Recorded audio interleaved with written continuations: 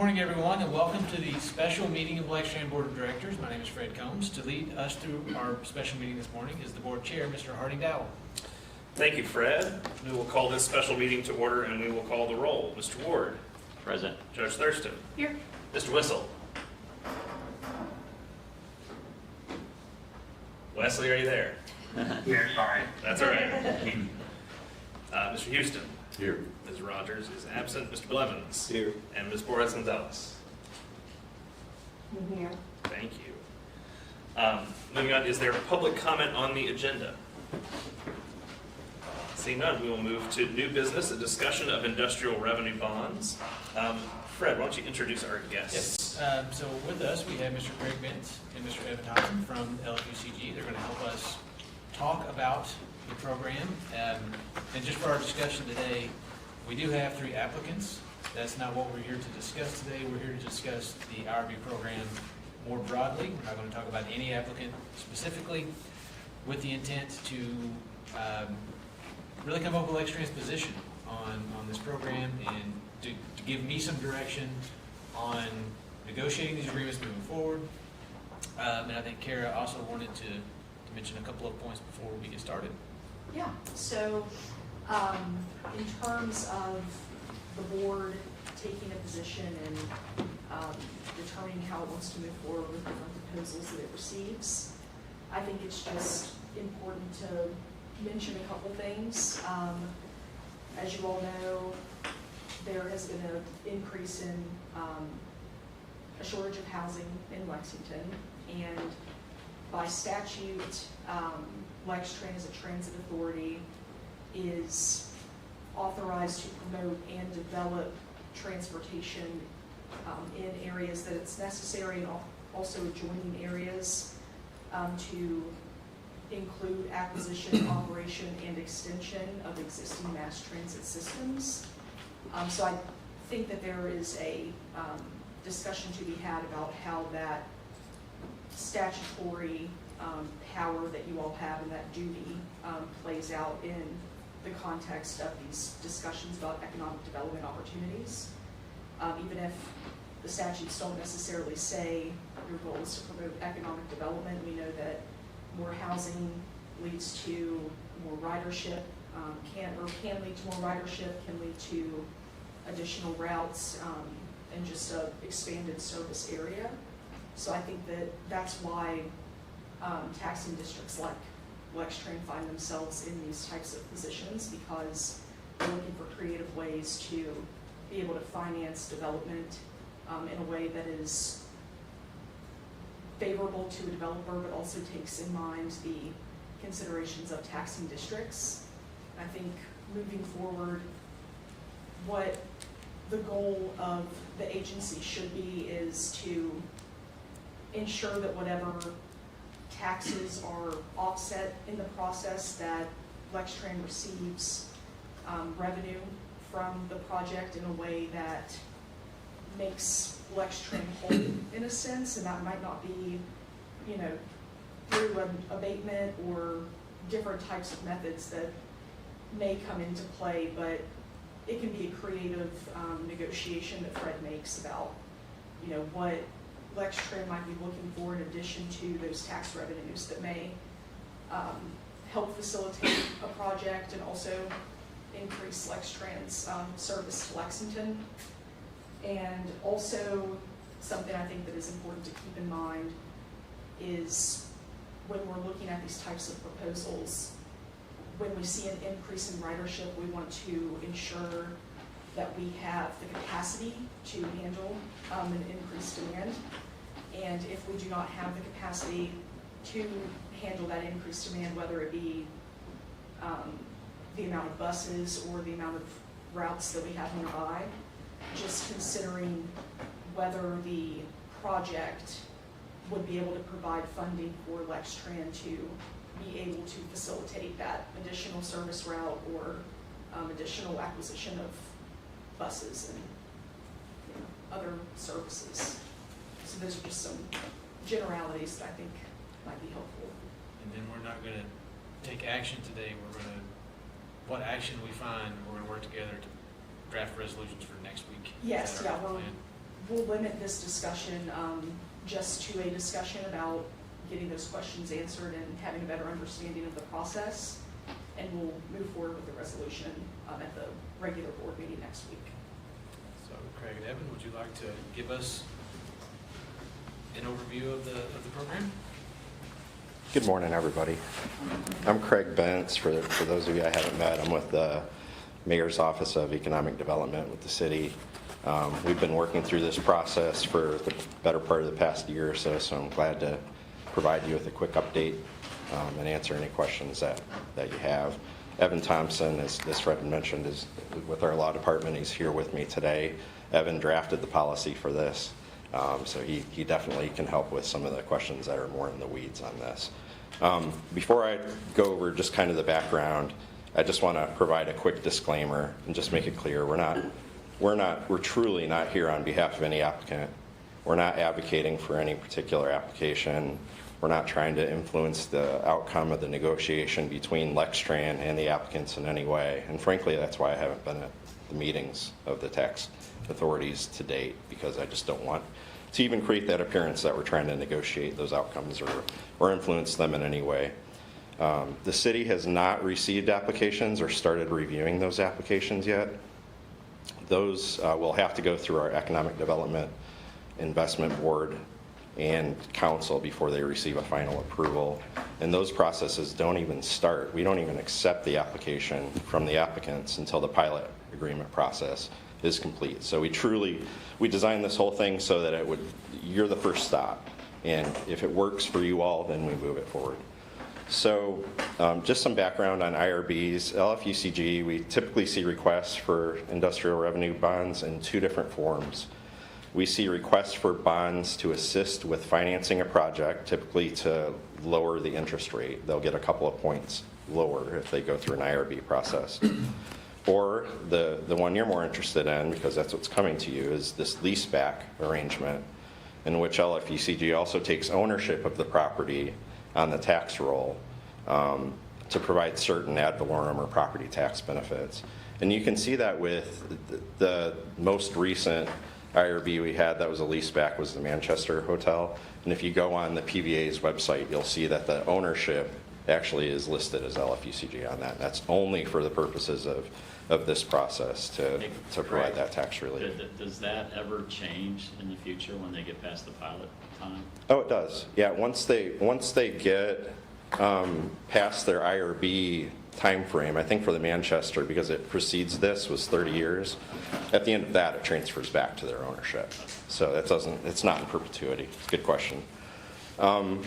So last year, the city went through a policy review process to specifically allow for housing and leaseback IRBs under some circumstances and conditions, and that's to ensure a requirement for job creation in those circumstances, and to consider expanding the defined area for IRB applications to include the entirety of our urban service area. Previously, it was just a small section of the downtown. We wanted to make this program a little bit more useful to the community, so it includes the entire urban service area now.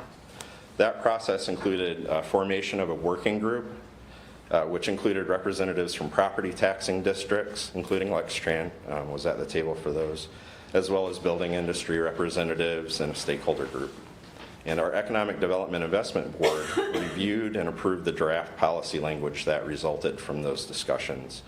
Ultimately, that language was presented to the Council's Budget, Finance, and Economic Development Committee, and then finally it went to the Urban County Council for final approval, and it was approved late last year. So the highlights of this program, in no particular order. Leaseback IRBs require, as you know, payment in lieu of taxes agreements with the taxing districts. That's why we're here today. The updated process requires a pre-application meeting between the applicant and LFUCG. That's the step one. We follow that by a preliminary meeting between LFUCG staff and the taxing district representatives, which Mr. Combs had taken part in. We just discuss the project at that point and make sure that there's no big roadblocks that would keep it from moving forward. Following that, and assuming a good outcome from that, there's a negotiation of the pilot agreements, the part of the process you're in right now, And once that is complete, the formal application for IRB to the city occurs after those pilot agreements are in place. Leaseback IRBs with housing components must create permanent jobs on the site, which really means they must also have a mixed-use component. We're looking for all of the projects that have housing to also have a non-residential component as well that's creating some jobs on site. 20% of the total units on the site must either be affordable, which is defined as 80% of area median income, AMI, and that's for a 15-year lease back, or workforce, and that's 80 to 120% of AMI, and that's for a 10-year lease back IRB. So again, it's a 10-year IRB timeline for workforce, and that can be extended up to 15 years if the applicants are doing truly affordable housing. The area eligible for IRBs, again, that's been expanded to our urban service area, so it's any project that qualifies within that area. And we have an updated policy framework, which I had provided to Mr. Combs, and we also have an updated application with an emphasis on that leaseback requirement. It includes information about everything from financials to ownership and management information to their most recent audit information, permit status. All of these projects have to get approved through the city processes, so we ask for those updates and we follow up internally on all of those things. Project cost information and so on. There are certain portions of the tax. The city also has to negotiate a pilot agreement. Once it gets through you all and comes to us, we also have to negotiate that. There's two things we're not going to negotiate at the city level. The services, the things like your trash pickup and streetlights and all that, those are pretty static. We're leaving that in place, as well as the most recent park fund, because it's being implemented immediately and used. The general service millage, that's where there'll be some negotiation as we go through this process. Some of that goes to the library, so the portion of that's the cities. We're willing to have some negotiation on that.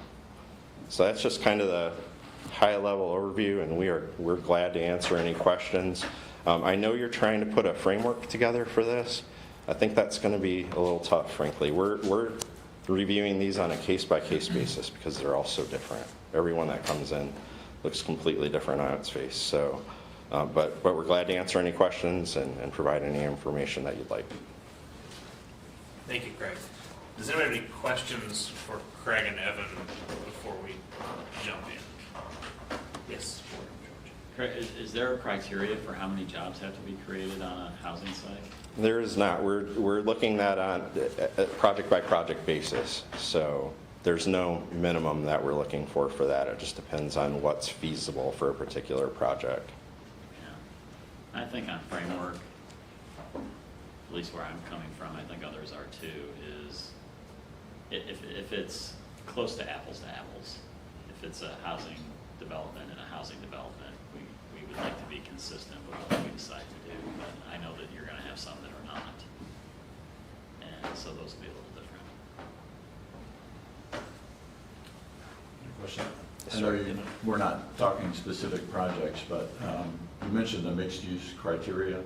And I don't remember that the last one that we looked at had a mixed-use component. It does. Pretty small, but it does. Okay, is there a minimal threshold of percentage of There is not. footprint, or just has to have some commercial? Yes, sir. Just that there's some incorporation of non-residential use in there that creates jobs.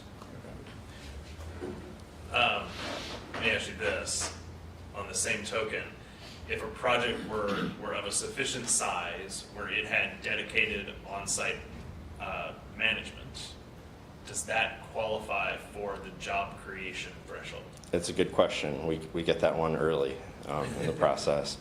Typically, it would not right now. The way we're evaluating that, it would at least go toward our analysis. But the thing about that is, in my experience, the management companies can be brought in at any time, those sort of things. So we're truly looking for the non-residential component on the site where you have. Jobs independent of the other housing use? Yes, sir. Okay. An apartment complex is going to have a handful of employees probably. the these floor. projects, Yeah, Wesley, sorry. and are these projects also eligible for other states incentives when they go into get,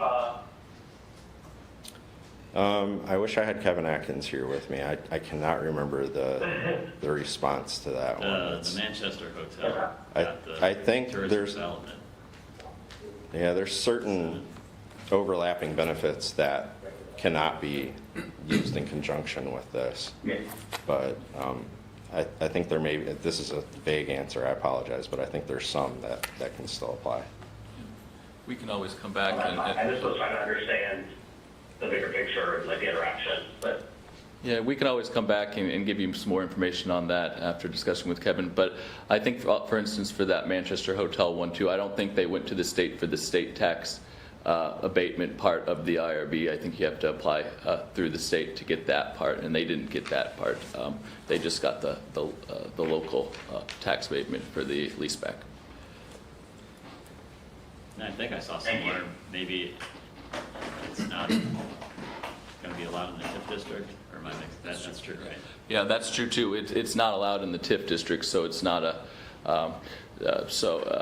That would be one limitation for getting multiple different kinds of benefits for the in a leaseback and a TIF for obvious reasons.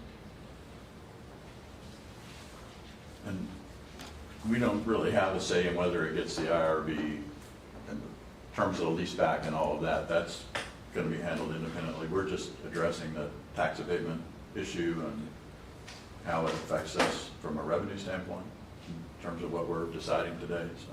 Yeah, yes, that's exactly right. But I think that brings up a fair question, is if pilot agreements aren't successfully negotiated with all of the relevant taxing districts, could the project still make an application to your committee? And I think we had this question earlier. It can, and we would be pushing for full payment for that taxing district for the value of the property as it's evaluated by the PBA in every given year. So basically, we'd be saying you'll be paying the let's say Lextran's full tax on the taxable value that the PBA has in any year.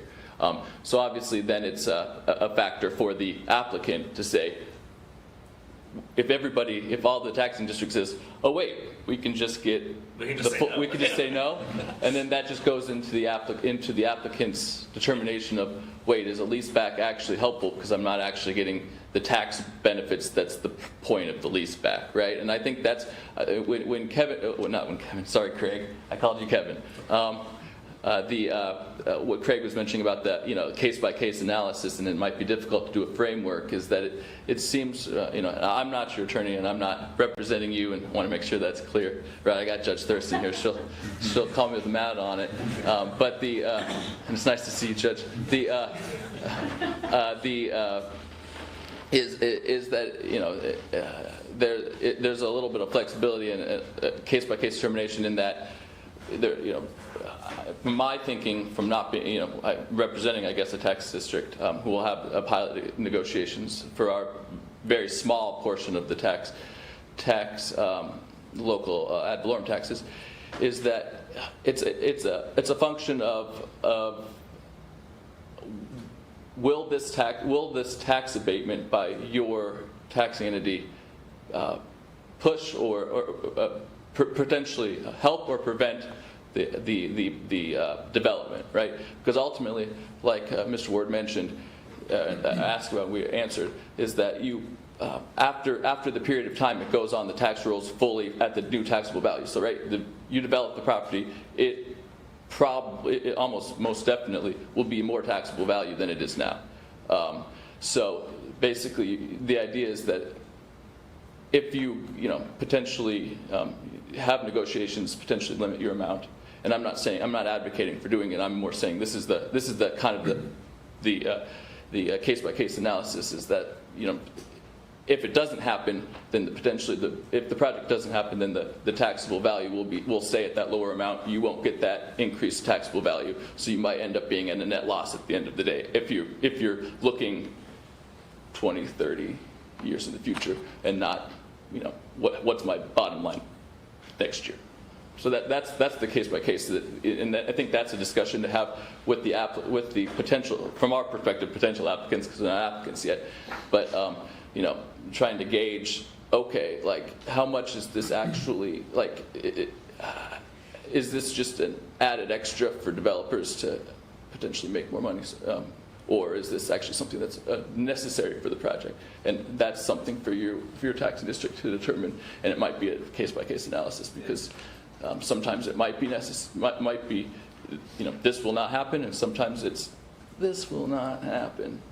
Sure. Let me ask, does the city's committee that'll be reviewing these applications, have you all established a scoring criteria or any kind of similar framework for how you're treating these? There is not. We'll be generating a staff report that goes right through our policy guidelines and discusses compliance with those or not, to give them, to make a staff recommendation essentially. But there's not going to be a threshold where if they get over a certain score or something we would recommend or not. It'll just be in text format and a staff report. Because if I recall, I think what you shared with us was the policy that he's referencing. And yeah, it's mostly check yes or no. The only one that there's an option is it affordable or is it workforce? Sure. But it's got to be one or the other if it's going to be a leaseback. Okay, that's helpful to understand.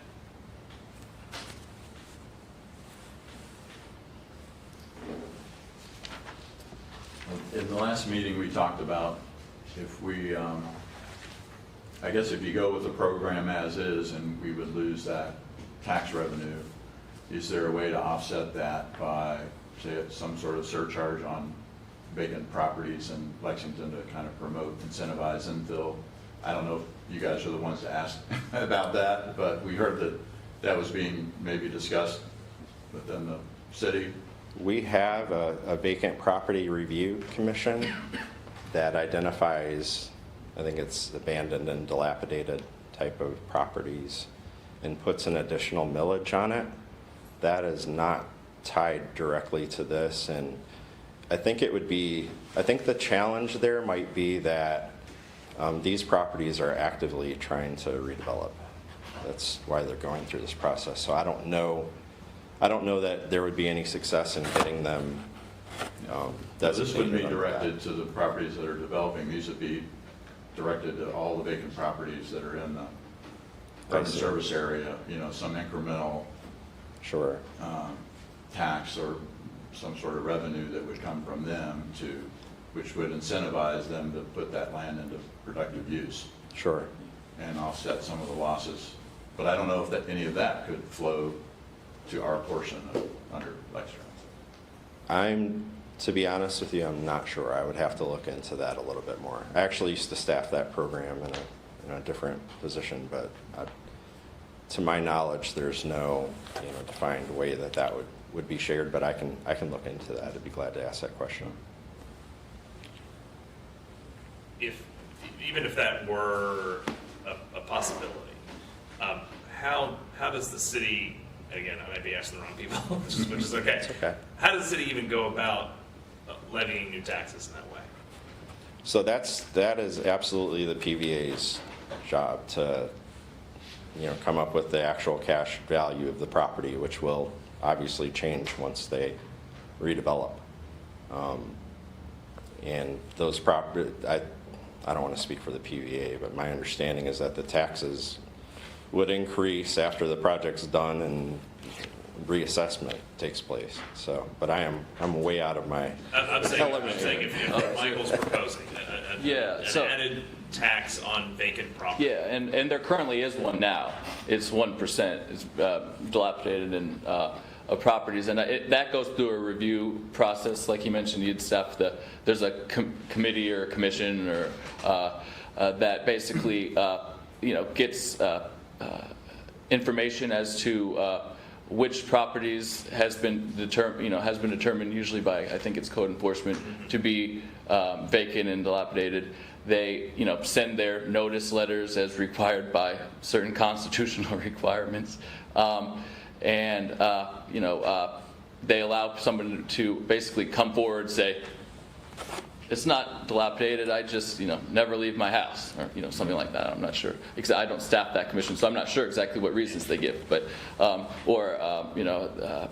about to develop, I have these 6 contracts, and they all to show that I'm trying to fix up the property. And then, basically, based on that review, then they approve which ones are on that list, and then that goes on the property tax bill every year.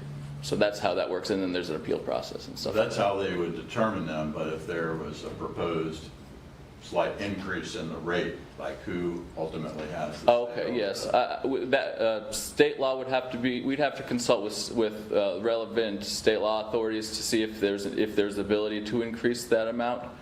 And then otherwise it would probably be just a council, if it was something that could be approved, could be allowed by state law, then it would be in a council determination.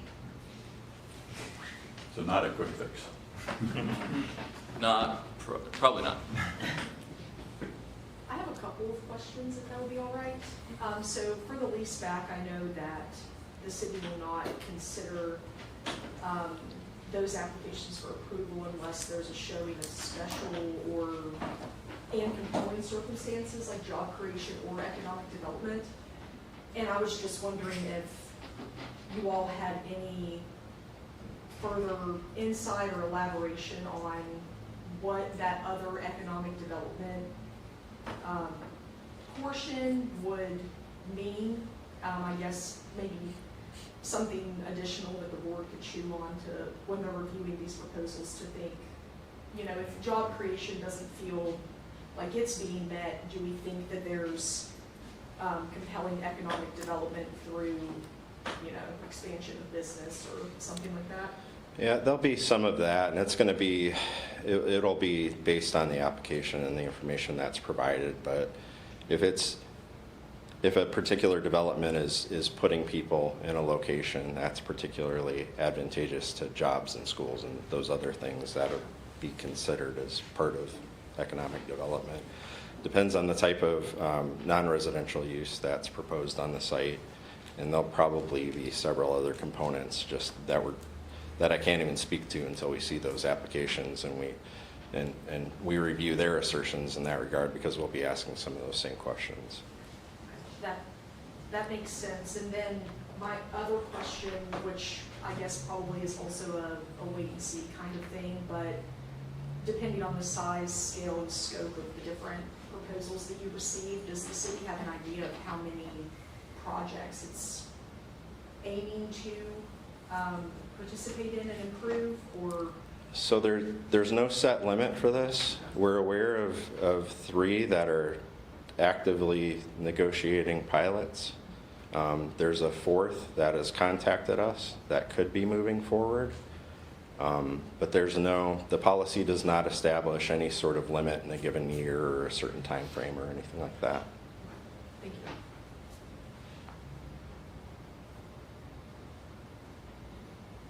Anybody else with questions for our guests? Excellent. Thank you guys very much. Thank you. Appreciate your time. So, as we shift this discussion, difficult as it might be, I would like for us to at least attempt at coming up with, call it a framework, call it a set of operating procedures for how we as a board will consider these going forward.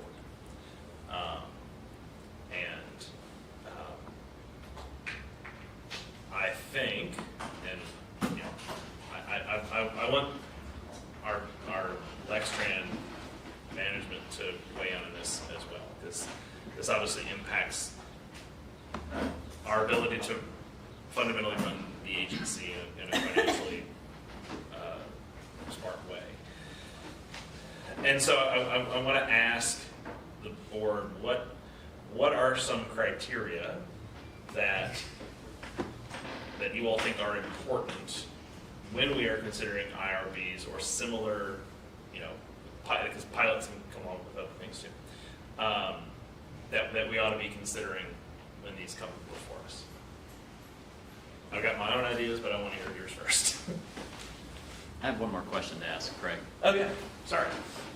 How long are the other applicants that you've looked at? How long will their period of time be? Are they in the 10-year range or 12, or what is it? One is, I think a couple of them are going to be the 10-year range, if I'm not mistaken. Well, we're going to have, of the two that have a housing component, one is 10 and one's 15. One's affordable and one's workforce. All right, so 10 and 15. Yeah, so we're seeing a mix of initial And applications. then do you have things that aren't housing? Potentially. I don't And if you have these potentials, you have any idea how long that they would get I- approved for? I'm not sure what the timeline is for that one in Am particular. I right, though, that the limitation is 40 years? It can be no more than 40? I believe under statute. Yeah, and I think our policy, we're not, if I remember correctly, we're not going over 15 regardless. Okay. Well, thank you. Add another question while you're there. At the end of the leaseback, is there a predetermined agreement on who is going to buy it back from the city? Like, does the developer automatically buy it back, or is it put on the market, or? We don't, the city will not technically be purchasing the property, so it would just transfer back to, Yeah, there's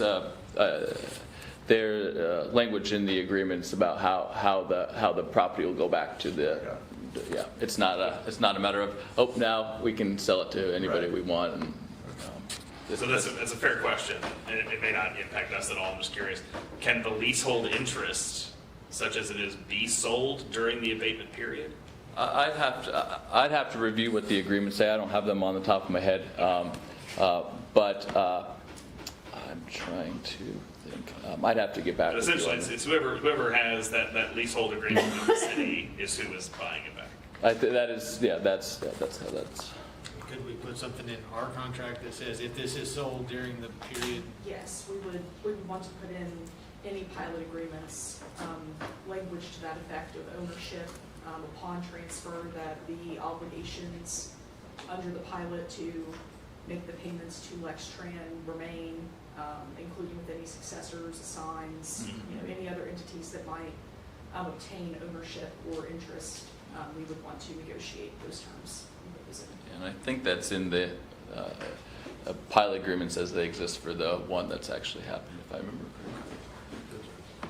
So when you say negotiate, Kara, are you talking about changing, or just making sure that we continue on with the same that we agreed to originally? What are we talking about that we agreed to originally? We'll take the I guess take the negotiated Manchester pilot. Hotel. Yeah, I guess I meant at the outset of executing the pilot, that we would negotiate those Oh, got it. terms. Okay, just with so- whoever brings Yeah. that to us. Got it. And I guess, can I follow up, adding on to that, I think we would want to say, we wouldn't just say continue as is if there's a sale, because if the new owner changed what they were doing, we might want to negotiate differently. Question mark? Yeah, I mean, I think what we were anticipating is if the building is sold after completion, but I guess there is the possibility that that the project changes hands pre-construction. It's not common, but it surely happens. yeah, I don't think that there's, I mean, from my memory, I don't think there's anything in the KRS chapter 103 where this body of law lives that says we can't at least attempt to negotiate terms like that for the pilot agreement, that we want to come back and execute another with a new owner, but that might be something that we have to discuss with the city, whether they're willing to allow for a developer to, Yeah, I don't think we want to that. be accused of mucking up the process. 'Cause if we all of a sudden renegotiate our pilot upon a sale, then theoretically that kind of restarts Right. the whole thing. But I do think it's important to what you initially said, Kara, which is that if there's a sale, if a sale is even allowed, if there is a sale, that our interest is unchanged. Yeah, I think that's definitely a key term that we want to have in any pilot. Well, does that make the assumption that the IRB is still going to be in place if the leasehold sells? You guys are, you would have to vet whoever the new person is, right? Yeah, I haven't looked at that agreement in a while since it hasn't, it was quite a few years ago at this point, but we would, if there was the possibility of being able to do that, there would be an approval process by LPC. That's how we traditionally, that's what we traditionally require for things like loans and all that stuff. So similar types of situations. So can you prepay the bonds? Could the new owner prepay the bonds?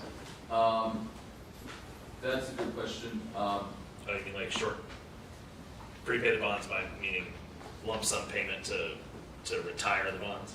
Yeah. Yeah. I don't know if there's a reason to, but Yeah, no, maybe. I think in the Manchester hotel one, I think if I remember correctly, it was merely a paper exercise as it pertains to. I'm not sure necessarily any actual money. There's a certain degree of for industrial bonds in leasebacks. They're pretty complex in that sometimes it's the bondholder is actually the entity, another entity that's owned by the same people. So there's actually no money because of that situation where it ends up being the same people. So it ends up just being the reason for it is the main reason for it is the tax revenue abatement. Yeah. So I'm not sure that the practicality of buying back in those situations, in that situation that we've been dealt with in the past. Yeah, I can see that.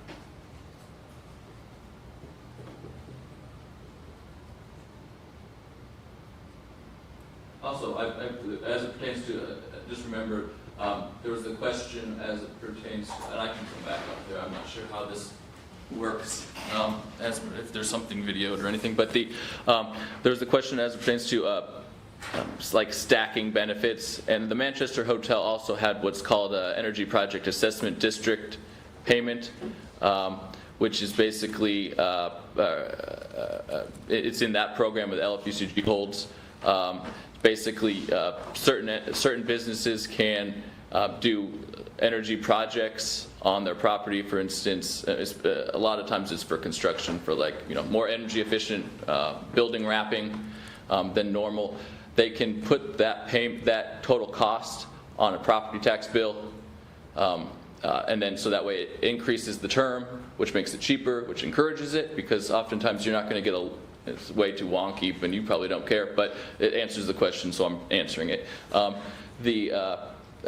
so basically, you usually can't get a loan for an improvement longer than the life of the thing, right? This allows them to do it, put it on the property tax bill, allows you to collect. There's a collection mechanism apart from the collateral itself, right? So, and that one's weird just because, there's the question of, well, wait, they don't own it, so how are they paying the tax bill? And that's just part of the agreement with the IRB that you pay that. So it's all wrapped up in it. But so there are ways that you can. There are in some instances where, at least in the one that we've had, where the leaseback, that there's been like a stacking of benefits to try to help the project, and that's one of those instances where that's occurred.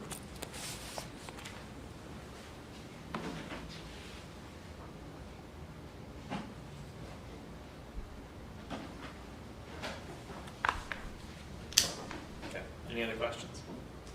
It's a framework. Yeah, and what I may be realizing is that if our resolution next week is to ratify a policy, this may be a pretty detailed document. Maybe a little premature. That requires, thinking about some of these, I won't call them edge cases, but some of these, potentialities.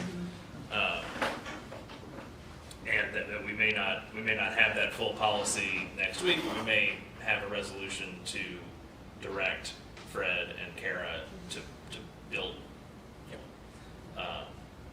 And I don't think there's any problem with that. Yeah, is there a ticking I don't think so. My understanding is that we're sort of in the driver's seat when it comes to these project schedules, and that if it needs to be May or June, then we'll be fine. Yeah, based on the discussion that the city presented, it sounds like they haven't received any applications yet. Well, they won't until we act.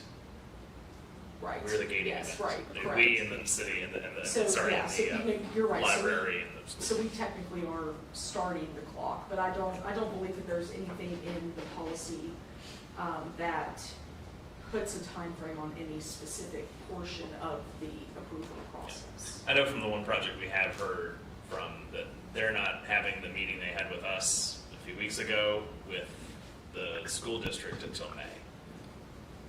So we got a little before we're holding anybody up. And I don't think we should feel bad about holding anybody up because this is important stuff with a lot of money on the line. So let's at least talk general framework, and then we can see how that funnels out into those various potentialities. But from a core, how do we want to think about these? What are people's thoughts? Did I get some clarity on like what the baseline, like what the starting point is, which, as I understand it, is that they get the tax abatement period for 10 years or 15 years, whichever it is. And then after that period is over, it would go back to the regular evaluation of the property. Right. So if we can, just for simple terms, imagine that the property is creating 0 property tax today. The pilots that we have seen, or that I have seen on other projects, would provide us an increase over the current tax revenue that we were receiving. So increase over 0, but a significant reduction from what the year 1 post-construction property tax bill would be. So it's not a fixed percentage, it changes from project to project, but that's what we're going to receive for those 10 years. On year 11, you're right, it reverts back to fair value. We get the full our full share of property tax. Did I get that right, guys? Okay. So is our role to negotiate that percentage reduction? Yes. Like So subsidies? we'll get presented a pilot proposal from each project that says, here's what we're proposing to pay you years 1 through 10, and what we expect the year 11 through whatever to be. And they can, so then from that we can say, okay, well, that represents an increase over the current in this amount and a decrease in the potential of this amount. So we're potentially giving up tax revenue over 10 years, but that's based on the assumption that that project would happen whether we agree to the abatement or not. But it's sat vacant for longer than 10 years then? And you guys correct me if I'm wrong here, we have the ability to negotiate more than just a dollar figure. We can say, we want bus shelters, we want something else, right? That's correct. The pilot agreement, you do have some discretion to negotiate in the pilot agreement. So, Yeah. So payments can come in a number of forms. Different forms of. yes, sir. Where can we get a copy of that pilot agreement, or how do we actually review any of these projects in the past? So at our was it our March meeting? What month is it? At the March meeting, a representative from one of the projects came and presented a potential pilot proposal that showed those payments. So I assume that was part of the board packet. It's in your materials. Yes, but I mean, like us when we're reviewing it, do we have a policy? No. That says we're gonna review this project based on That's what we're working on today. affordable housing, Okay, perfect. Yeah.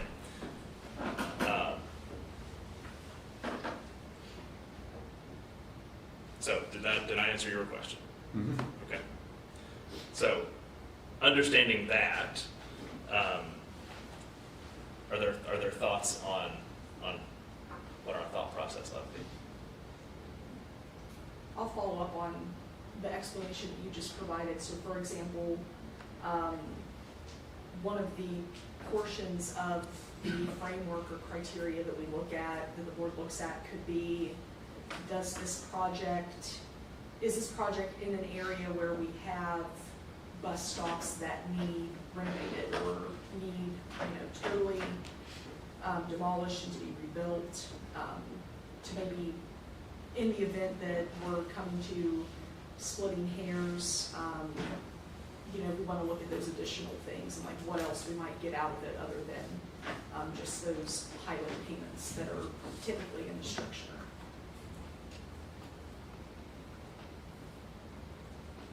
And I think, to what comes before that even is there service are we already serving this property? Right. If not with a stop, at least with, an immediately adjacent or a nearby route. Yeah, I think it makes sense to think about how to affect ridership, and not that we're talking about the ones that presented last month, but is that on an existing route, and is that an increase in ridership, or it's just makes some sense to think about that, in addition to what Karen was saying about bus stop improvement or something. And it could probably go on to include even making sure there's a safe crossing to get to the other side of the street, because routes are going in both directions. So maybe not just on the property, but think about the whole system, I guess. Yeah, I think to that point, are there, traffic or infrastructure improvements planned? And a lot of projects end up requiring, new signalization of a crosswalk or of a four-way stop into a traffic light, that kind of thing.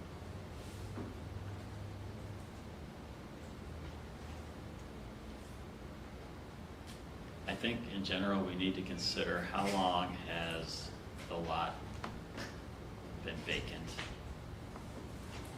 How long has it taken the prospective applicant to get it to the point where they can be an applicant? And how long it would take for somebody else to come in behind them if they can't negotiate what they need and they don't do the project? So what I'm thinking is, you're gonna get a little bit of money for the first 10 years, and then you're gonna go to the full property taxes in year 11, but that whole time frame gets moved if it takes another 5 years before the next group can even start it.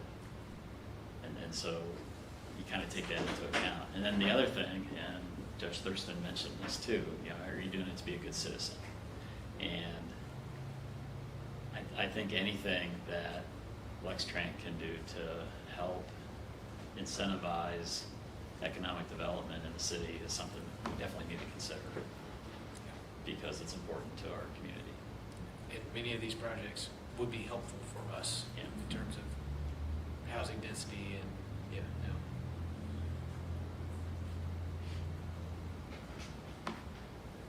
So I think we, in general, want to get the yes. It's just how do we get the yes? Yeah, and one way I think about this is I remember an interview that the director of the local Habitat for Humanity gave with David O'Neill, our PVA administrator. Very simply, affordable housing does not get built without subsidy. And there's no single subsidy big enough to make most projects viable. And so I see the IRB as a tool for that subsidy, and a tool in which we can, with our other taxing districts, come together to be part of, this is our part of that subsidy. And then I'm also, and I hesitate to quote my preacher, but I will, peace comes from giving something up. And we are in a position that I think we can absorb the potential loss of revenue in the short term to create a better future. And that if we're in a position to give something that makes life better for someone else, we ought to do it. I mean, that's the business we're in, as we all sit here, that's why we're doing this, right? Yeah. Totally agree. So I think these are all excellent components that help us determine how we get to yes. I think understanding what the benefit to our ridership would be is that, do we feel like that's something that's easily quantifiable? I'm not saying that it needs to be, but it's always helpful. In terms of ridership growth, or in terms of passenger experience? Or both? I was thinking of ridership. I was thinking of bare bones. Just if all of a sudden we had 100 new units, how much increased ridership do you think that based on what we know about the potential rents and therefore the potential demographics of the users of a project, is that going to yield us 60 new riders a day? Because I think also if we're planning on service impacts, if all of a sudden 50 new people get on the bus every morning from a 200-unit apartment building, that has a real service impact, and a real cost to us. And that's where I think Carrie, your point is well made about how can we find ways to help us absorb that new cost. That'd be a good problem to have. Yeah, You it's a got great 50 more problem. people on No, that. it's fantastic, but for 10 years, it's going to be hard. Yeah. There is. Yeah, it makes sense for the housing example. It's hard with the other ones, right? Yeah. We could look for something akin to a coefficient or something to apply to, a certain percentage of, again, these units would generate X amount. We've seen in literature, this is what happens. Okay. We could get something probably pretty close to that. And it's one of those best guess, who knows what's going to happen. Yeah, it's a projection, Yeah. as Yeah. all of these, none of this is real until people move in and start paying rent. It's,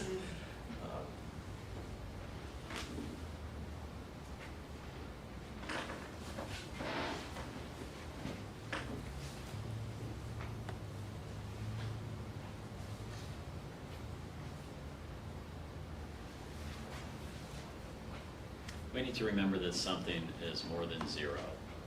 yeah. So we'd be giving up nothing. We'd be gaining something. Right. Unless you think that somebody else is going to come in behind them and give us full property tax within a few years. Yeah. And I think the two things I think that are the reality of the situation is that once a program exists, the likelihood that someone's going to say, we don't need that. If you're in the business of building affordable or workforce housing, I guess, if a program exists, you're going to take advantage of it. And I don't say take advantage of it in a negative sense. You are going to utilize it.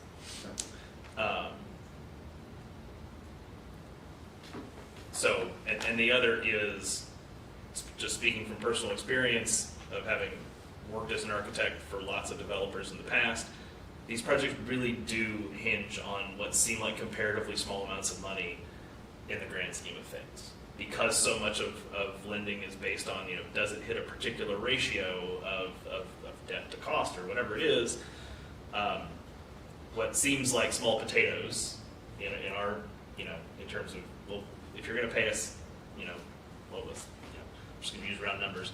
If $30,000 is the full payment and you're going to pay us $4,000, what's $16,000 a year to you? And it can actually turn out to be a lot. It can be the difference between a project going forward and not, even though that sounds kind of silly. More to them than to us, because otherwise it would just be $2,000. Right, right. that we're getting now. I'm still struggling with how you land on that percentage in the end, and wondering if you could have some sort of scoring system where, you know, if you do the bus shelters, you get points for that, and you get points for doing housing, and maybe get points for less parking because more people will be riding the bus, and then that equates to some sort of percentage reduction in the abatement. Unless we're saying we're just gonna, you know, give up all of it and not negotiate, but I think I'm hearing that there would still be some that we'd be asking for some percentage of that. Maybe that's too complicated. I don't want to be the mean person, but I think it should be kind of a point system, like you were saying, where we start very low and we increase to get to the level. Because even as regular people, when we buy a house or when we do anything or a project, we all pay full taxes. Now, there's a lot of programs, but we are reducing your cost. And I'm just gonna say, hey, for the first 3 years, you're gonna pay 0.05. And then we're gonna increase to that to the 10 years or whatever it is. Because at the same time, as an agency, we also have things that we need to cover, and everything is going up at the same time. And I agree that there's, you know, they're gonna do a lot of good things, and I'm on for, like, literally on housing and all that.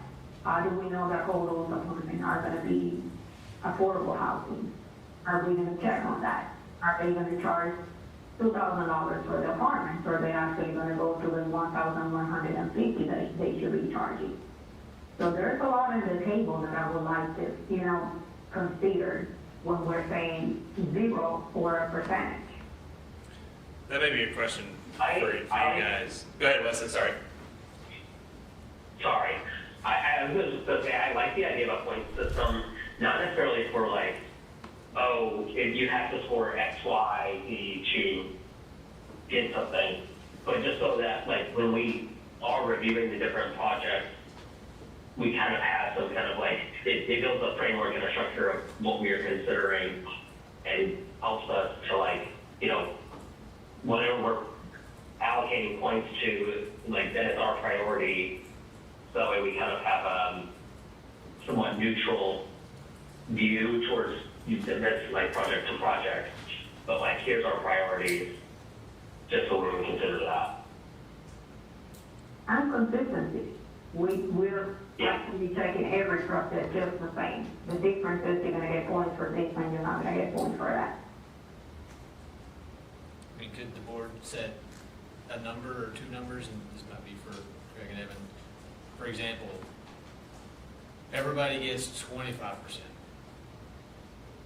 And then you apply the scoring system. If you have X, Y, and Z, you're eligible up to 50%, or whatever the numbers will work out to be. That way there is a base that everyone works off of, and it's not, you know, we're not trying to overdo it to score these things.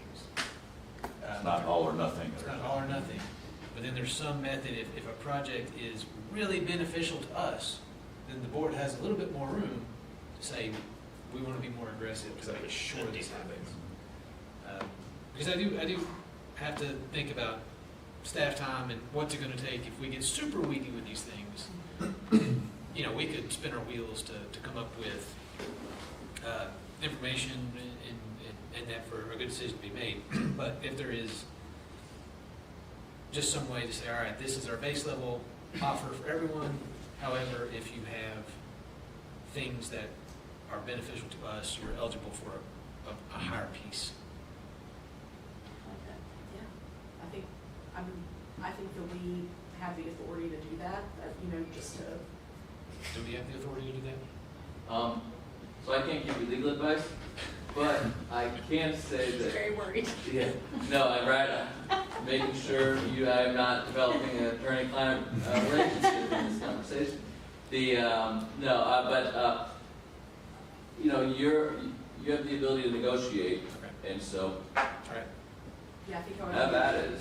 I think what we're trying to say is we're not standing in in your way as it pertains to your negotiation. We treat these tax entities as separate for these purposes, and we're trying to make sure by the policies that the council's adopted, we try to make it better for taxing entities to be out on the forefront, to reduce the period of time for the bond, so that way everybody can receive the full tax value quicker than 30 or 40, whatever the maximum is. And so but as it pertains to your negotiations, that's we leave that up to you and the potential applicant. Thank you. I would like to ask you guys to answer ladies' questions. I don't know the mechanism. How, in the instance of a leaseback for affordable or workforce housing, what is the verification and enforcement mechanism to ensure that rents are in fact meeting the statutory definitions of those two categories? We've been talking, that's a great question. We've been talking to our affordable housing staff, that same sort of thing, where they're going to put together a regular staff report and communicate with the applicants throughout the process to make sure compliance is met. Most of these also receive affordable housing dollars, so there's already a compliance mechanism in place for those. Yeah. So we're not trying to recreate that. If we can, we're just going to piggyback on that and use that to make sure they're in compliance throughout the They're having process. to report back to some entity, whether it's you in the absence of any other entity, of what their rent rolls are. Yes. I guess The definition of affordable, the way I understood it last month was that it was a percentage of income that the rent could not exceed a percentage of their income, and it was for say 80 to 100 AMI. So like if you had the 80 AMI, whatever the percentage is, if it was 30% of your income, rent could not exceed that. correct. That's exactly right. 30% is the number. Lexington's AMI is really high, right? It Uh, is. Changing all the time, but yeah, I suspect it's higher than some of the surrounding counties. It's higher than you'd think. We'll put it that So way. And the AMI is based on household size too, though, right? Yes. Okay, thank you. The document we saw last month was showing, sort of different unit mix, so studios up to 3 bedrooms, and how many people that would serve, and therefore what the AMI, and therefore what the rent would be based on those different unit sizes. So workforce housing is not going to be $1,150 like Letty was saying it's it not. would be a good number. Well, I do have some houses that we have through community action with affordable housing, and my rent on a 3-2 is $1,150. Yeah, well, affordable's, So that's more or less what they're looking at. affordable's a little different. Yeah, And that's workforce. deeply affordable housing in Lexington, Yeah. to be clear. And that is not what most of these projects are providing. It's still a market product. It's not a nonprofit that's providing housing as part of the mission. And that's where I'm coming from, is we gotta get a different percentage, instead of going zero completely, because they're still making way more profit. What we're doing, like, for example, my houses are completely affordable, and that even includes utilities. So what are they doing? What's the real affordable, and where can they give us back? They're also taking a much larger risk. Even under the project. Yeah.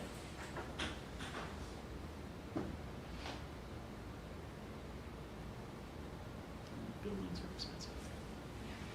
My goodness, are they ever? So I guess if we're looking at, I wrote down at the beginning, we need to give you direction. Yes, please. So, I think the direction to Fred and to Kara is to draft a resolution that the board is empowering the two of you to draft a policy document that identifies both a series of criteria with which we will judge projects,